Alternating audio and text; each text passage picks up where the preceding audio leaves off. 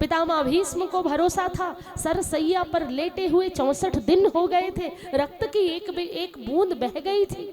वो पितामह भीष्म जो भगवान के दर्शन पाने के लिए ही सामने की ओर युद्ध में विपक्षी सेना में खड़े हो गए थे कि अगर मैं कृष्ण की ओर, अर्जुन की ओर रहा तो मैं कृष्ण के मुखारविंद का दर्शन नहीं कर पाऊंगा, क्या पता कौन सा तीर मुझे आकर चुभ जाए और मुझे जाना पड़े। तो मुझे इच्छा मृत्यु का वरदान है, लेकिन मैं कृष्ण को देखते देखते मरना चाहता हूं। इसलिए पितामह अर्जुन की तरफ नहीं, दुर्योधन की तरफ खड़े हो गए और दुर्योधन की ओर खड़े होकर उस कौरवों की सेना में खड़े होकर कृष्ण को देख रहे हैं।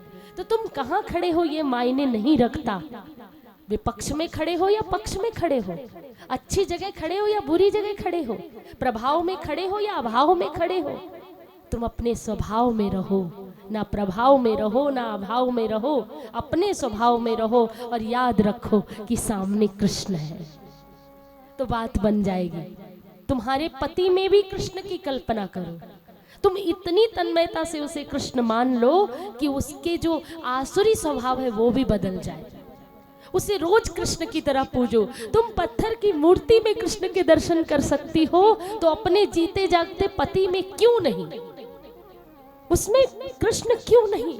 जब पत्थर जैसे कठोर पत्थर में कृष्ण का वास हो सकता है, तो ये तो कृष्ण ने ही बनाया है, हम सबको किसने गढ़ा है, आज तक वैज्ञानिक पता नहीं लगा पाए।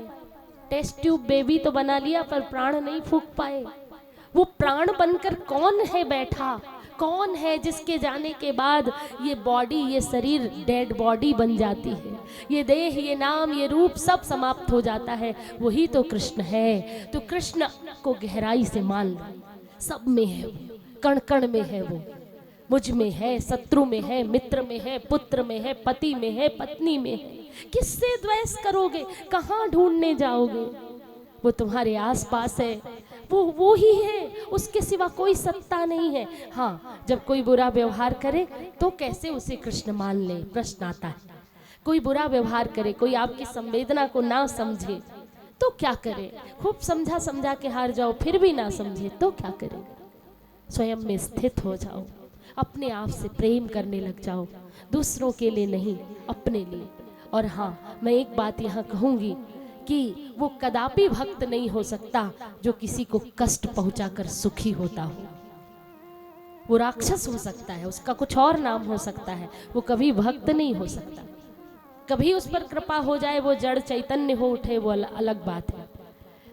बहुत सारे लोग स्त्री को, पत्नी को अपनी प्रॉपर्टी समझते हैं, ये मेरी प्रॉपर्टी है, इसे मैं जैसे चाहूं वैसे इस्तेमाल करूं।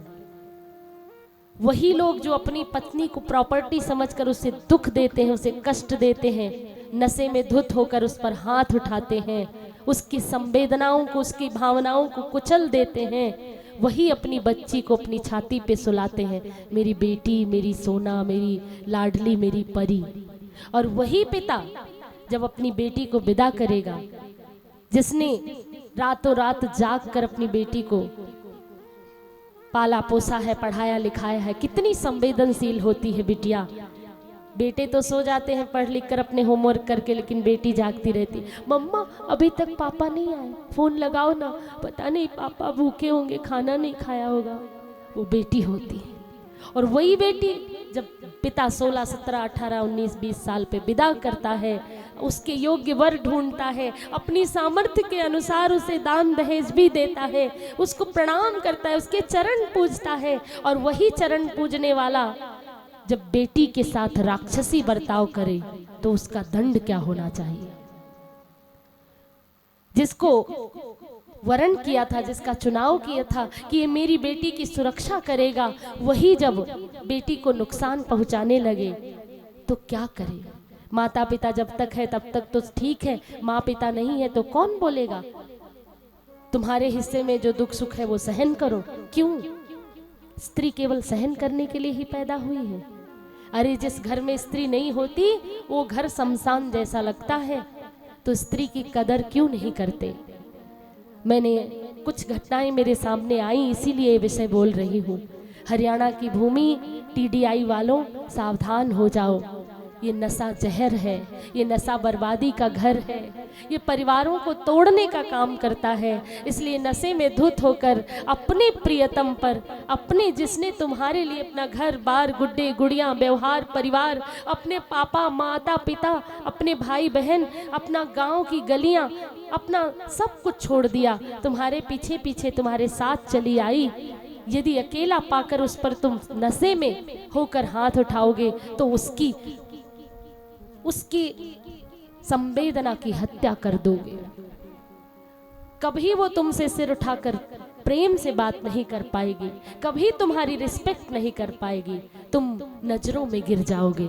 और कहते हैं कहीं से भी गिरो, उठने के चांस हैं, लेकिन अगर नजरों में गिर गए किसी की तो फिर खड़े नहीं हो पाओगे। इसलिए अपने जीवन साथी का सम्मान करो। अगर पुरुष है तो अपनी पत्नी का सम्मान करो, अगर स्त्री है अपने पति का सम्मान करो, और उस योग्य बनो कि तुम्हारा जीवन गौरी शंकर की तरह हो जाए। कितनी भी विपरीत परिस्थितियां हो सब सहन कर लो।